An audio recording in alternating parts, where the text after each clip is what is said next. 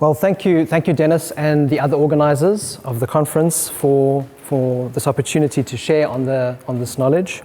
So my name is Jean-Francois Sobiecki. I am an ethnobotanist and a natural medicine healer from Johannesburg, South Africa. I'm really happy to be here today to be able to share with you on the role of psychoactive plants in South African traditional medicine. I have my holistic healing practice in Joburg, so I integrate nutrition and herbal medicine and transformation work for people to help heal people. So today I'm going to look specifically and particularly on psychoactive plant medicines as perturbatory learning tools in the initiation process of South African and Amazonian traditional healers, and also giving an overview of psychoactive plant research from South Africa. So until relatively recently, the subject of psychoactive plant use in Southern Africa has been greatly overlooked. It's only in the last 20 years have some researchers showed renewed interest in the subject.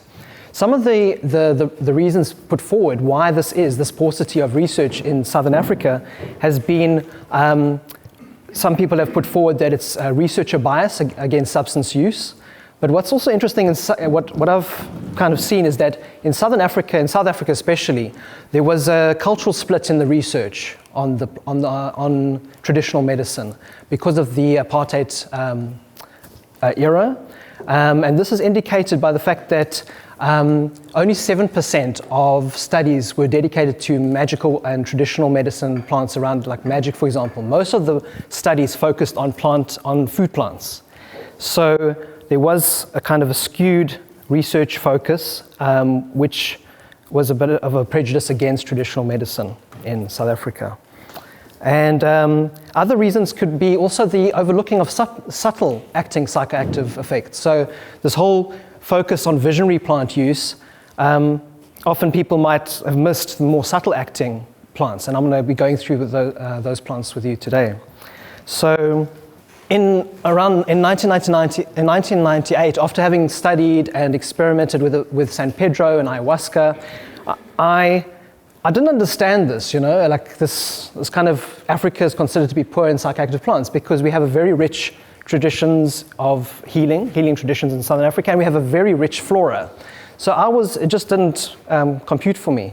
So I set off to answer this question. Are the Izangoma, which are the diviners, those are the spiritual people, the healers with the second sight, are they using visionary plants to aid their spiritual healing practices like around the rest of the world? And that took me on a journey, a very interesting journey that lasted from 1998. This is the Muti market in Johannesburg, and Muti is the collective African term for plant medicines. But it also includes, it's any traditional medicine, so even animal. So you find lots of animal parts there. And it's like a pharmacy, like any medicinal market around the world.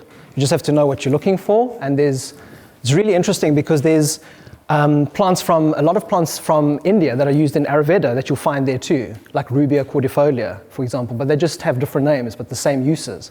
So this was really fascinating because I could start seeing cross-cultural patterns of plant use. What I did was I actually found the traditional healers through word of mouth, and then I just went on my own accord, and I was just driven by a passion and a curiosity to know this question. So I just went and I started asking healers, are you using plants for visionary purposes? And a lot of healers were very resistant. Most of them were actually very resistant, but some healers, like I'll show you later, my teacher was very open, and she was very open from the first start. So around this time also, in 2000, I met Professor Ben Erik van Wyk from the University of Johannesburg, who was writing a book with a chapter on mind and mood plants. And this was very rare at that time because there wasn't much research focus at that time. And together with Nigel Gerke, who's here. And we actually only just met now, even though we've known of each other for such a long time. This led me to do actually an inventory. I undertook this mammoth task of combing the ethnographic literature and ethnobotanical literature for all the instances of psychoactive plant use mentions. And that was truly an exciting journey. I was in the William Cullen basement libraries, like sifting through these old ethnographies from priests like Father Ladivant. he was actually one priest that actually wrote the first paper that really wowed me, because the paper was called The Religious Use of Plants by that particular group. I think it was, I forget the exact group. But then he actually said, all these plants in divination and these plants being used in the initiation, they probably do have psychoactive properties. And I was like, wow, this guy he inspired me a lot. So that set me off on this journey where I found mentions of very interesting plant use. For example, everything from the Tsonga Gobo ritual, it's called the Gobo ritual, where the initiate would put their face in a calabash of water mixed with medicines, and they would open their eyes, and they would cross the ocean. So the description was crossing the ocean, and this was in an anthropologist's work called Junod. And he also mentioned that black and red dots, and this I recognized from Heinrich Kluwer's work, which also was my favorite book in university, The Mescal and the Mechanisms of Hallucination. And so then I recognized this and I thought, well, this is definitely visionary. And so everything from that to ants' nest being smoked near Lake Sabaya on the East Coast. And then I saw cross-cultural patterns. In Mexico, they also smoke ants' nests for visionary purposes. From that to white seaweed, which is made into an Ubulawu, which is, I'll explain, it's a vomiting medicine. To also the use by the sand bushmen of a Diamphidia larva, which they would smoke with tobacco to have visions. And that caterpillar eats the Commiphora africana tree. So it's whatever's in the Commiphora is being sequestered, of course. And that could be, that would be a very interesting thing to investigate. What is that? Is it a peptide, or what is it in that larva? And that's, so these little gems popped up, all along the way, which made it really interesting. And what I also noticed is in one paper on the initiation plant use by Uruguay et al., where they actually, we'll look at it a bit later, where he looks at the initiation plant use by the curanderos in central eastern Peru. There was in that one paper, there was about 8 or so plants, species that were is also used in Southern African traditional initiation.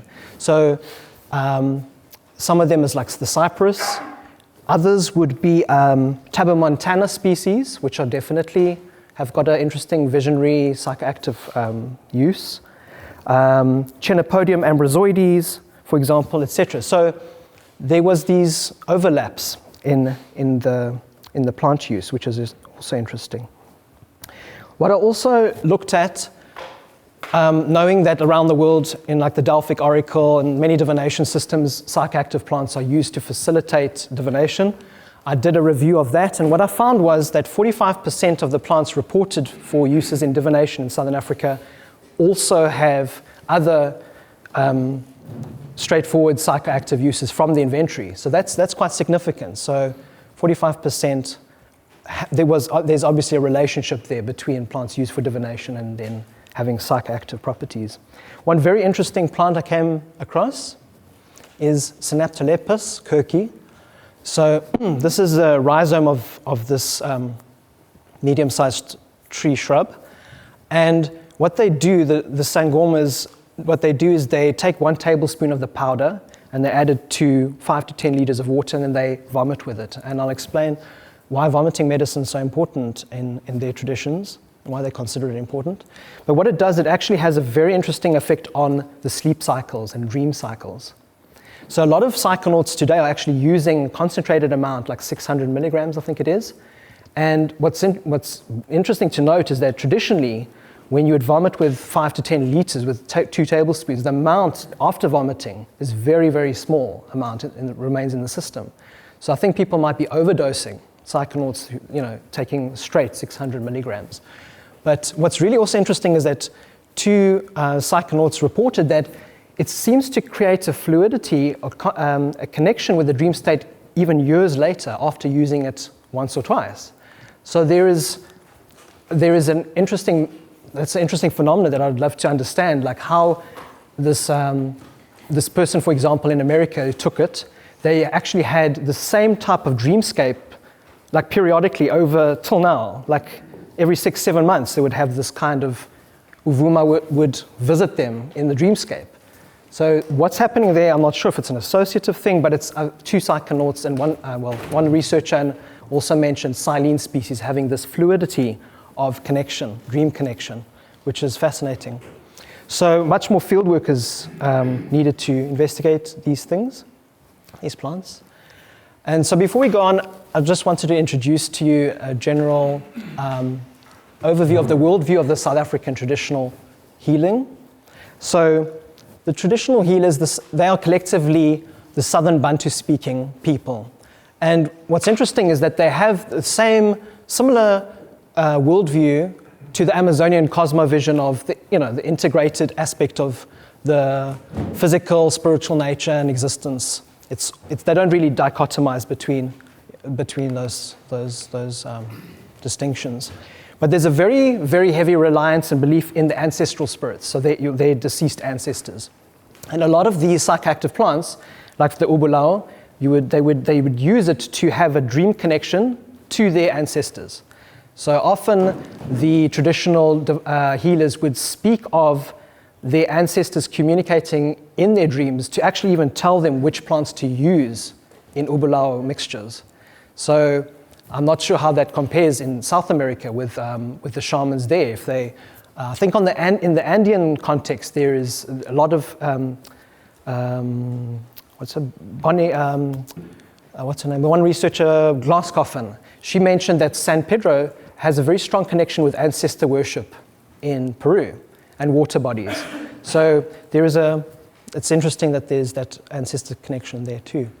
But the Southern Bantu-speaking people, they believe in the ancestors, but they also have shamanic beliefs integrated because of their cultural exchange with the Bushmen, with the Khoisan Bushmen, who were classical shamans like in Eliade, like soul flight and that. And what's really interesting is one day my teacher, Mrs. Maponya, she actually, just as a matter of, anecdotally, just said that she visited her homestead the night before to see what was happening, and she woke up really tired. And I was like, wow, that in my mind was classical soul flight, remote viewing and checking out what's going on and then coming back. So they do have shamanic attributes, even though they're pastoralists and cultivators. So they rely on cattle a lot, and cattle is very important, but there's this mixture of shamanic and cultivator kind of beliefs.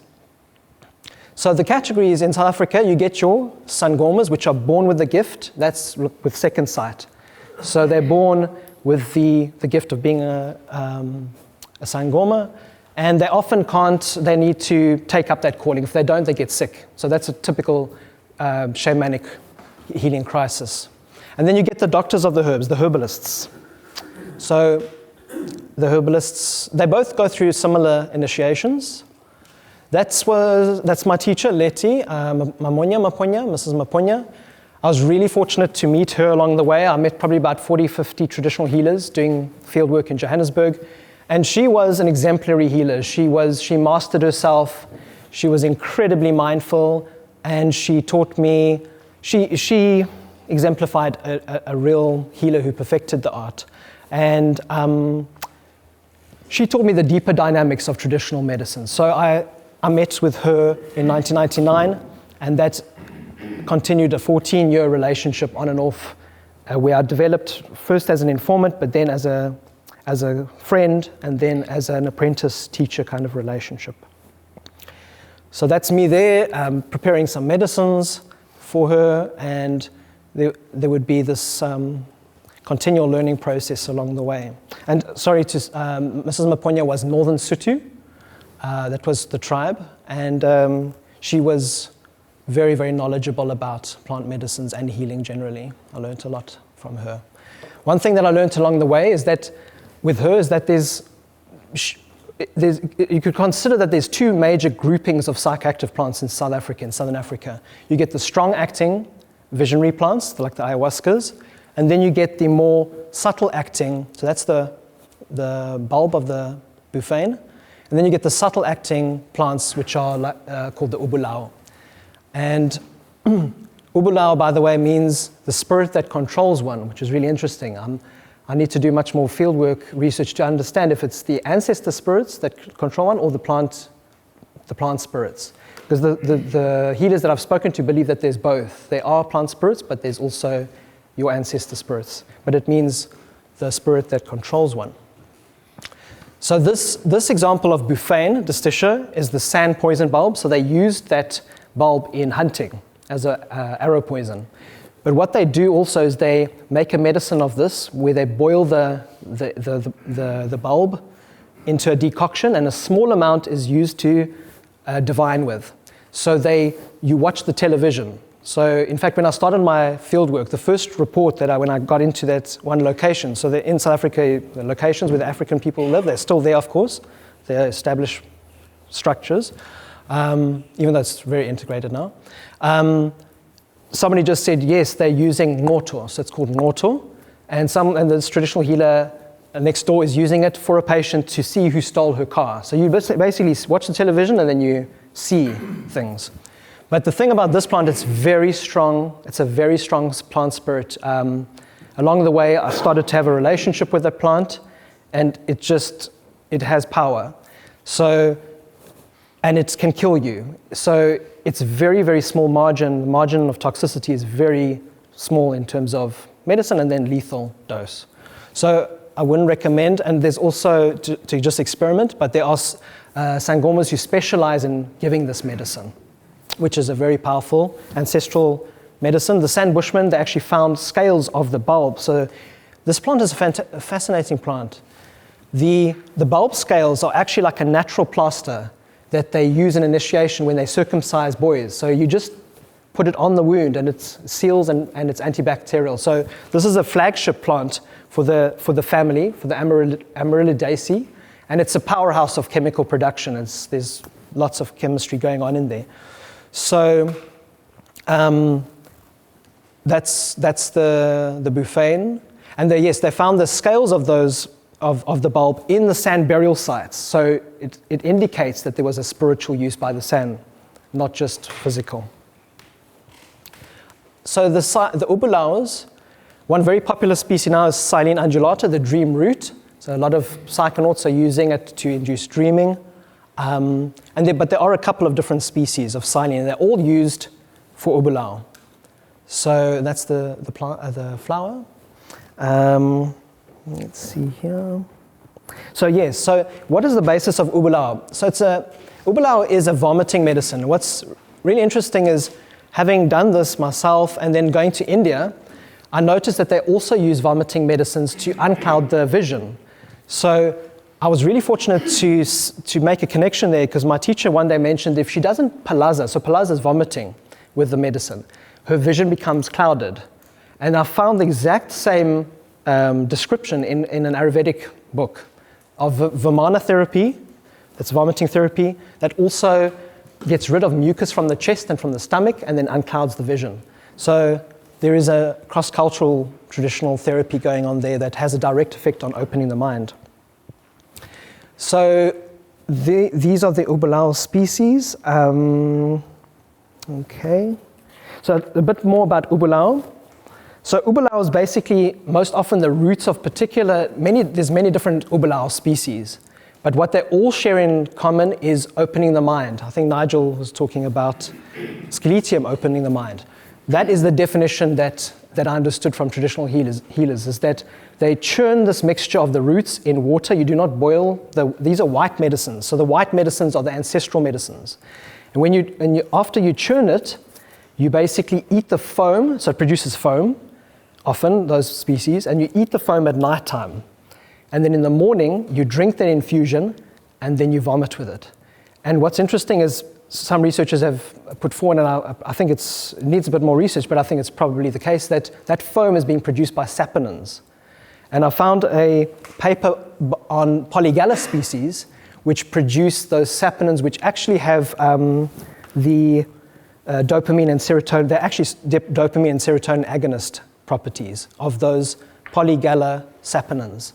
So the saponins might be a whole area of psychoactivity which we need to research. It's most definitely utilized by the traditional African people. I don't think it's a coincidence that so many species produce the foam. The foam is definitely psychoactive, and traditional healers say when you vomit with the medicine every day, so what you do is, first thing in the morning, you light your candle, you churn the medicine, you pray with the medicine, you pray to your ancestors, you clean yourself. And what's important in that tradition is that cleanliness is close to godliness, the one traditional healer said.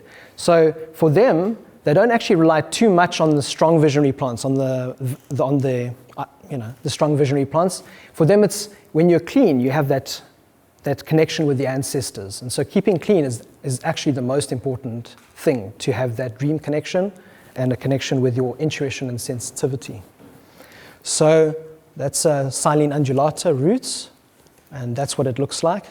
So once you've done that, then you carry on the rest of your day. But what's interesting, when I initiated finally with the medicine initiation, and most people having given this particular Ubulawu, you don't have any effects for about a week. So the first 7-8 days, nothing. But then the heat starts getting turned up in terms of intuition and sensitivity. You start literally feeling more. And this is a really interesting thing, because in my case, the deepest questions about my life were being like, I was faced with them that I couldn't escape them.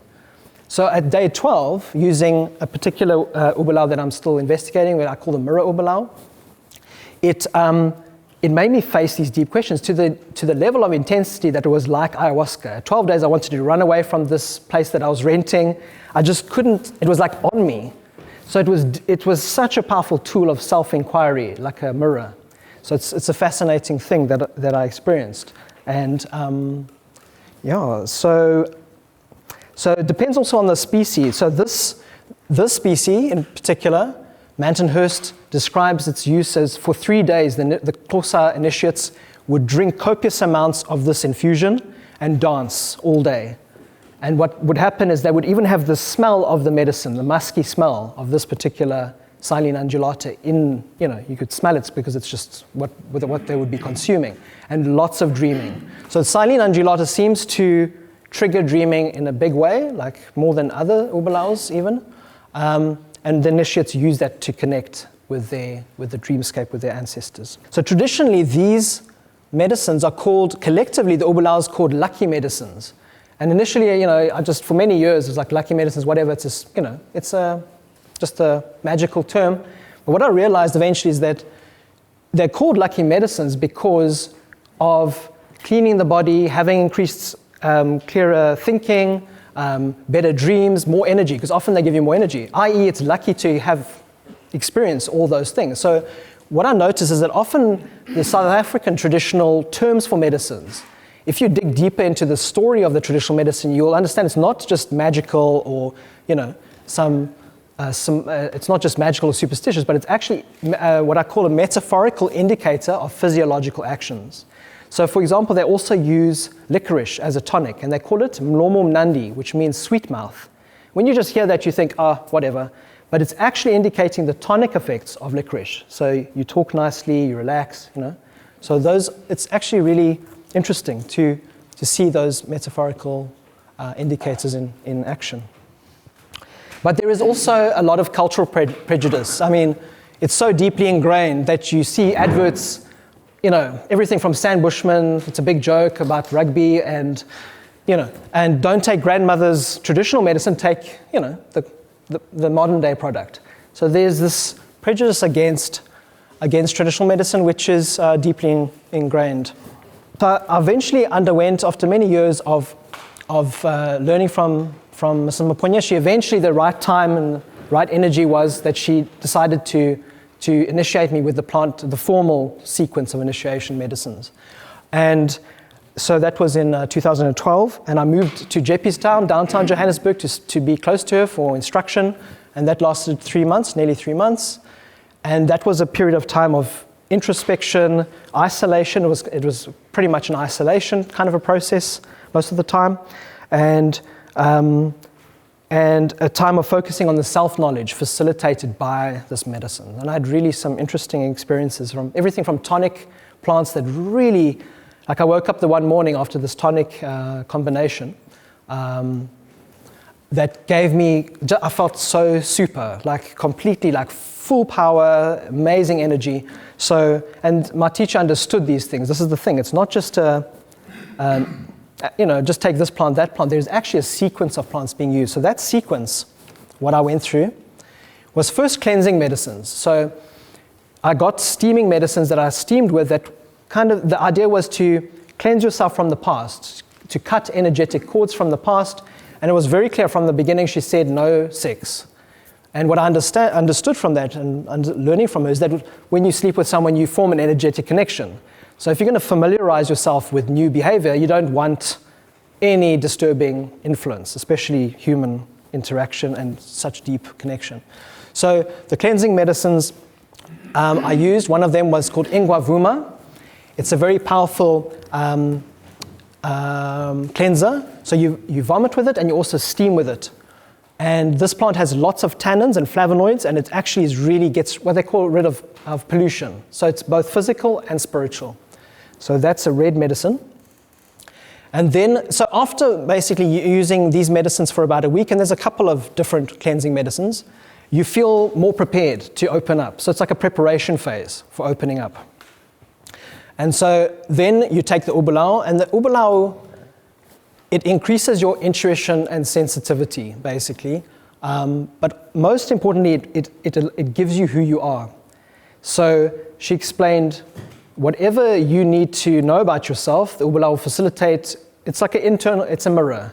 So if you're a healer, you're going to have all the phenomena of the awakening, intuition and dream recall. But if you're not a healer, you'll also get whatever lesson that you need. So it gives you who you are. So that's a very powerful medicine. So this is one species of the Dianthus, the carnation family. It's always like called me in a way, like it's a magical plant. I don't know, something about Dianthus, the carnation family just seems magical. And they rely on it, and I'd be very interested to know what chemistry, this is actually mooisensis, it's moi and then not the S, and then so the S shouldn't be there in the middle. It's called chanibezwe, and they mix that with other white medicines for the twasas to initiate. So that's one example. What I've realized recently is that why these medicines are so valuable is that while emotions are targeted in our consumer culture around products, my observation as a healer is that many people don't know how to engage their own difficult emotions. It's actually not really, I would say it's not taught in our society. So these kind of plants, they can actually help you to engage the more difficult, disturbing emotions that we're afflicted by. So, and that seems to be an underdeveloped faculty. I would put forward that from what I've know about how our culture, our consumer culture works. So they really are working with emotion, even on the psychedelic level. The two main ways that I see is the visualization, creating new stories and breaking patterns, and then also the working with your emotions. So these plants, these white medicines, they facilitate working with deeper levels of emotion. What was really interesting is after doing this for 2 weeks, I was in a very intense state, and then my teacher gave me a mixture of, she gave me a red medicine mixture, a strengthening mixture, which was antihypertensive, and it grounded me. So it literally grounded that flight. And so it helped me to anchor myself, and I felt very relaxed. I even put on some fluid. So one of the plants is called Maetinus undata, or Dabulavalo. And Dabulavalo actually connotes shock. It means shock. So it's actually used to relax you. So a lot of the words, a lot of the indigenous terms actually mean what the action of the medicine is. So that was a grounding medicine. So I did that for about a week, and then I came to even kill. And then the last category that was introduced to me is protection medicines. And healers, especially, they need to maintain their boundaries, and it's something that healers often battle with. And that reminds me of the work of the shaman, navigating energy, managing energy. So these protection medicines, yes, they protect you from sorcery and from other, influences, but it's mostly to help you have a strong boundary. So this, what was interesting after my initiation is I read a paper by Jerigoy who described the same sequence of those categories. In fact, he actually outlined that they're called, the 4 categories are cleansing, then opening, then strengthening, and then protection medicines.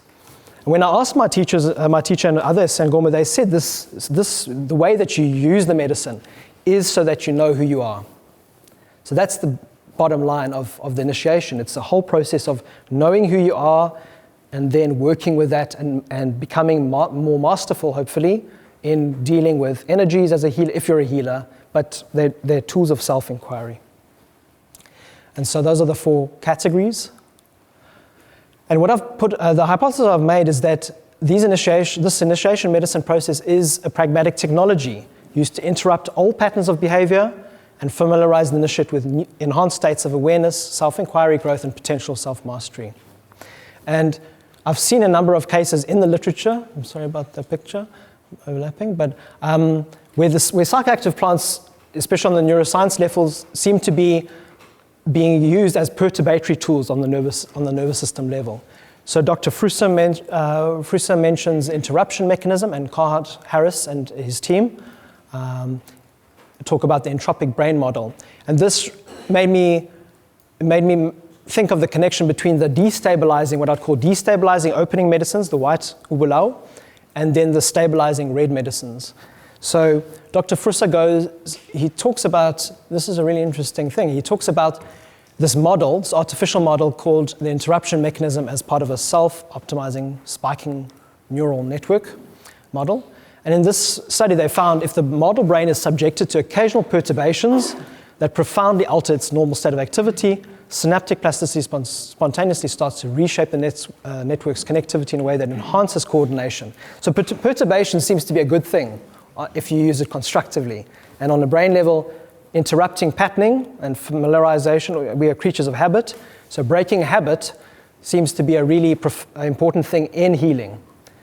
So because of our habits, we often they're negative habits. If we can break habits, that's a wonderful thing. So that's the way that psychedelics work, and I would say from my experience with initiation medicines, it definitely was perturbatory. And that's Robin Carhart Harris's work, the entropic brain, and they talk about interruption of the default mode network, which is also perturbatory in nature. From observations, giving people, also patients, this Ubulawu, it takes the person to a threshold state, to a state of tension, where they grapple with the past and where they want to go into the future. And it's a difficult place to be, I can tell you. But that's where also breakthroughs can be made. So you also need to accept the lesson or the insights that you get. And some people can push away even when they're shown the answer. It's our human nature. But they are perturbatory. They're perturbatory tools. So perturbation as a healing tool, it in many contexts offers the opportunity to change behavior, but for that perturbation to become an adaptation, it needs to be anchored. And for that, what's really interesting is I've made the connection between the traditional way people take the plants in isolation. So that you need a safe, contained space. If you're going to open up and you're going to anchor properly, you need a safe space to emerge. So you can call it holding that perturbatory energy in a particular ritual space. And then you, of course, need enough time to familiarize yourself with the new, with the practices, the enhanced states of awareness, and also new behaviors. And that's why usually initiates would traditionally initiate for 2-3 months, sometimes a year, and in the Amazon, 2 years, even 3 years, depending. But sometimes we don't have that luxury in the modern society. And new associations are very important. Going back to old environments, if you make these breakthroughs, like with anything, with ayahuasca or Ubulawu, old patterns re-emerge, they get reanimated. So trying to have new associations, going into a new home or new social networks is a good idea. And then also balancing. You need to balance the effects of the medicine. My teacher once said, too much power for a twasser is not good. They must also relax. So the way she described a lot of the actions was very eloquent in Northern Sotho. They're very colorful. It's a colorful language and very, very eloquent. So with all these plant medicines that need to be researched, because we've hardly researched any of them, there's some that have been researched chemically, but most of those 300 species haven't even been looked at yet. Together with the rise of depression. So depression, the World Health Organization predicts depression will become the second leading cause of disease burden by 2020. So this is scary. It tells us that we're not actually using our minds to deal with stress and anxiety. Even though we've got all the technology in the world, we're still really battling to deal with anxiety and stress and depression. So this led me to have the vision of creating the Kanyisa Healing Garden, which the vision I have is to create a healing garden that will integrate research, healing activities, and conservation in one space for the African medicinal and psychoactive plants. And yeah, the aims of the project is to establish the garden of these plants used to treat nervous system disease and illness, so as to document this knowledge and also to create viable income for local communities using ethnobotanical tourism. So that's not happening in South Africa at the moment, and there's a huge potential. Even with simple medicines like the steaming medicines, it doesn't have to be the visionary plants. A lot of people will benefit from just that cleansing, strengthening, and mild opening. So there's a huge, I think, potential there. And a further idea is to create a network of these gardens between South America and South Africa so that there can be collaborative projects, research, sharing, and conservation. Because these plants, like for example, Synaptolepis, is being over-harvested incredibly. They are moving further and further. The traders are going further and further north of Africa to get this plant because in South Africa it's getting threatened. So a lot of these plants are over-harvested because of the industry, and so we need spaces where, and we need actually quite urgently conservation strategies in South Africa because the government's not that interested what happens with the medicinal plants. So we really need to work with that into the future. And some examples of plants that I've just come across, chrysanthemoides. So what they do is they burn these branches in the huts of mad people who are going through a trauma, and it relaxes the person. So that's an old style of doing it. Techomeria, the wild honeysuckle, that's always been like calling me, and I'd be really interested to know. The roots have soporific effects, so it helps you sleep. So there's quite a lot of anecdotal evidence that different reports that it actually has sleep-inducing properties. And what was interesting is I found that a lot of the trees, especially the fruit trees from South Africa, the roots have been experimented with and have psychoactive use, especially for convulsive conditions. So the African people really experimented very deeply, I mean, literally, like taking the roots out. And I just thought about it one day when I was doing a walk, that why would the roots have maybe so much psychoactive properties? And I made the connection that possibly it's because of all the fermentation, what's happening in the soil, breakdown, that the roots obviously are making a lot of chemicals to protect themselves. So there's also a lot of psychoactive compounds beneath the ground. So that makes sense to me. There's a lot of roots, tree roots especially, that are used for epilepsy, dementia, convulsive conditions, and mental conditions. So that's that could fuel a lot of research.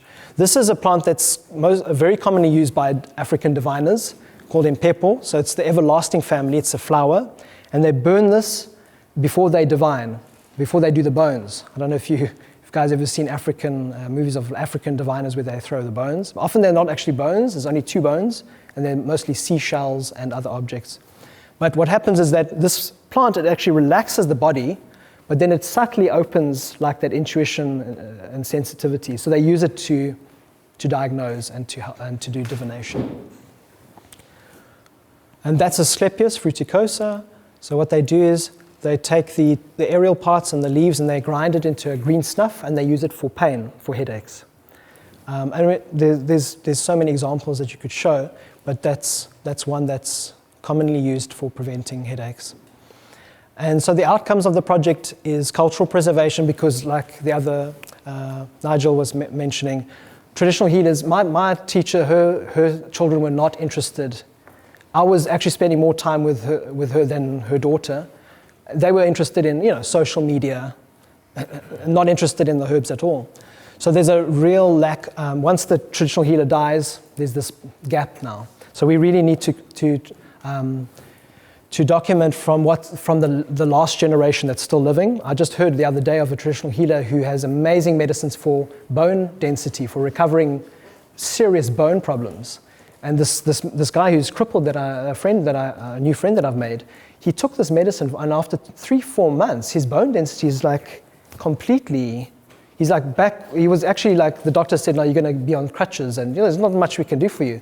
This old Inyanga's medicine in the Northern Province has sorted it. So these people have sophisticated knowledge. And when that man dies, he's already. I think he's in his 80s, or So when he goes, who knows if he's left that knowledge? And a lot of it, in Southern Africa, all of it is orally transmitted. So there's no written records. My teacher was quite different. She actually wrote a book of each of her formulas. So this shows how she was a special person.